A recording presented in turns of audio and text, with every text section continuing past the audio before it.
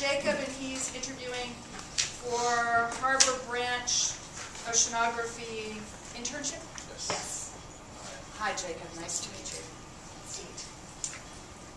Let's see. What do I have here? Tell me a little bit about yourself. All right. I'm from Charleston, South Carolina. My family's originally from New York, but we've lived in Charleston for a good portion of my life. Grew up in the water for most of it, so that's where my interest in the marine life comes from. It's been great here at Jacksonville University. I'm loving the marine science department. Oh, good. Where in Charleston? James Island specifically. All right. About 10 minutes from the beach, or about 2 minutes from the harbor. Sure, sure. My father was Navy. We were stationed in Charleston at one point. Actually, I think we were stationed in Charleston twice, but it all runs together after a while. So you say in here that you did some research. You've got a research experience on here already. Where did I see it? Was it in your letter, maybe? About Porites? Yes? So explain to me what you did there. You were at the NOAA facility in Charleston. Is that the Fort Johnson facility? Yes, Okay. that's about a 45-second drive from my house. Oh, heck, you could probably spit there, yeah. It's very convenient, but I was working with Dr. Cheryl Woodley, and we were doing coral toxicology. Okay, The species we were testing was Porites porites. okay. It seems to be a popular species for testing. Yeah, it's fairly hardy. Yes. Yeah. They allowed me to frag some of the coral heads and propagate new ones, which was really fun to watch those sprouts start to grow. Yeah. And it was interesting. We had an all-glass tank. Every single piece of it was glass, even filters. Wow. So there was no leaching whatsoever. So it was a completely sterile environment for the corals. Okay. How did you seal the tank? We had this especially made so the panes fit together. We had a custom tank made from the actual company. Okay. We had contact with their CEO and had him work together with us to make this. So no silicone sealer? No, it was Okay. really glass every aspect, even the area that was supposed to circulate the water. It was a glass spinning wheel on the bottom right. It's a very impressive tank. That sounds incredibly impressive. I wonder how much it cost. I'm sure you don't know. It was significant.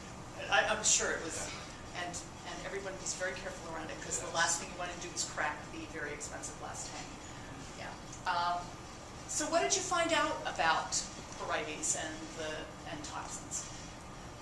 I wasn't there when they were doing the actual testing, unfortunately. They did that within a few weeks of me coming back to school, which was really fortunate. Yeah. But I was in charge of taking care of that tank along with 8 other tanks with various different coral species in them. So I learned more about caring for them. Caring for the corals. What did you feed them?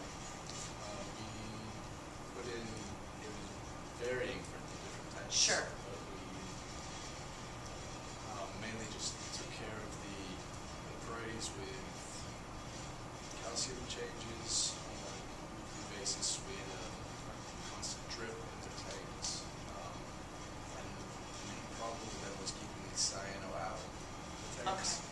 The cyano would cover them up and kill Sure. them around their bases, which is why we had to do most of the fragging. Right. So did you have grow lights in, so that they had the appropriate We had ultraviolet and Yeah, we full had- spectrum? hanging lights from the ceiling. Okay. And they actually needed to be replaced about 1 month into my start of that internship. They had become a little bit too dull.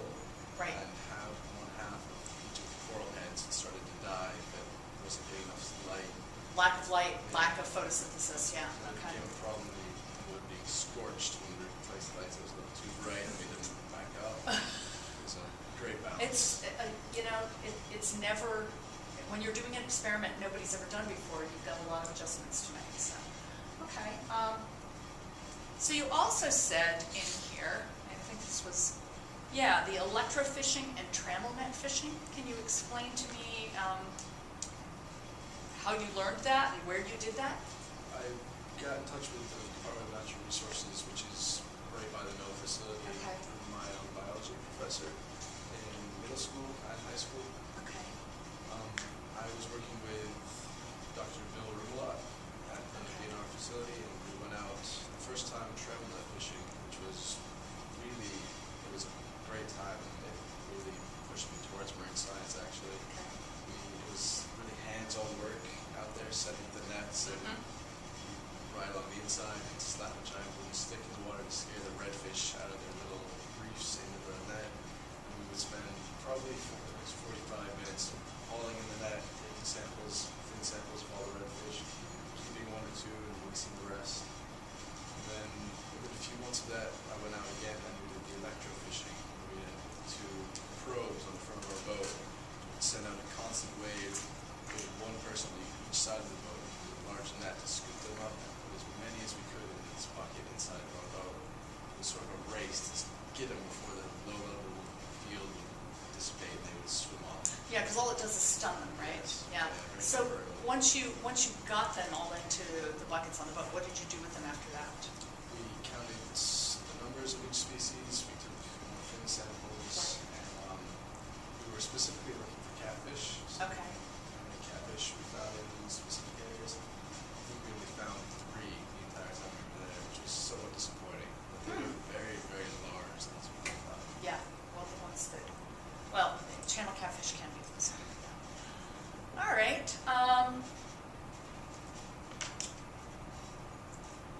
Do you prefer to work with people, with groups of people, or by yourself? I work well by myself. I prefer to study materials by myself, but I enjoy group activities. I enjoy the travel and the electrofishing because we were with a group of people. We all had to be working together at the same time.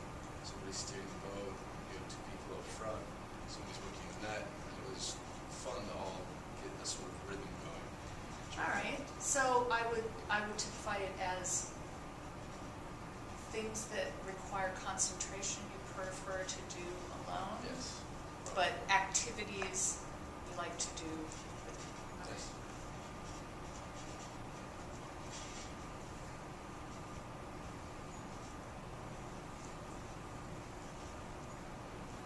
All right, this is going to be a strange one. What irritates you most about me? Micromanaging is a bit of a peeve. Okay. It's unnecessary. If you've got a system that works, you know, trying to sort of workshop it, it's unnecessary. I think if something is broken, why does it fix it? So why do you think people do it? Prefer to do things their own way. If they see something being done a little bit different, they can sometimes assume it's wrong rather than just a new way of doing it. Okay, all right. I think sometimes it's a control thing. Yeah, okay. Does this influence this, not liking micromanaging, does that influence the kind of work environment you would like to be in? Not necessarily. I really enjoyed my last internship with Noah, the director there, Dr. Cheryl Woodley.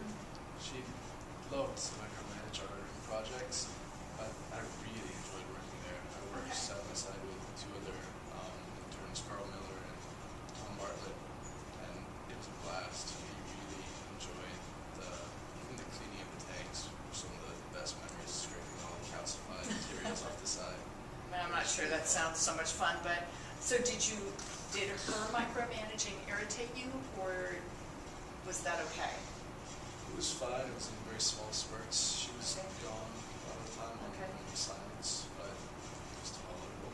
Okay. She was probably doing it because the experiment was very, very, very important. Yes. And so making sure that things were done in consistently the same way was probably very, very important. Understood. Yeah, so, sometimes while it may be irritating to those in the peon positions, it's still essential. I'm curious, in your letter, you mentioned that you would like to work with Josh Voss. So tell me why you picked Dr. Voss. I came across him because he's an acquaintance of one of my friends that I played soccer with. His father knows him, and knows that he's a younger guy. He's very energetic, and so it was a personal connection Yes. and the feeling that you would click. Yes. All right, all right. You've traveled a bit. Do you like to travel? I do. I Okay. really enjoy it. All right. You've been to the British Virgin Islands. Where else would you like to travel? I've been to Scotland. I would love to go back. I'd really like to go to Australia or Okay. study abroad. That would be a great experience to maybe be able to dive with the coral reefs there. Sure, and obviously you've got diving, so Yes. that's pretty cool. What do you want to do in the long run? What are your career aspirations? After graduating, I would like to go to graduate school and maybe get a job with NOAA or the EPA. So are you thinking PhD or just master's?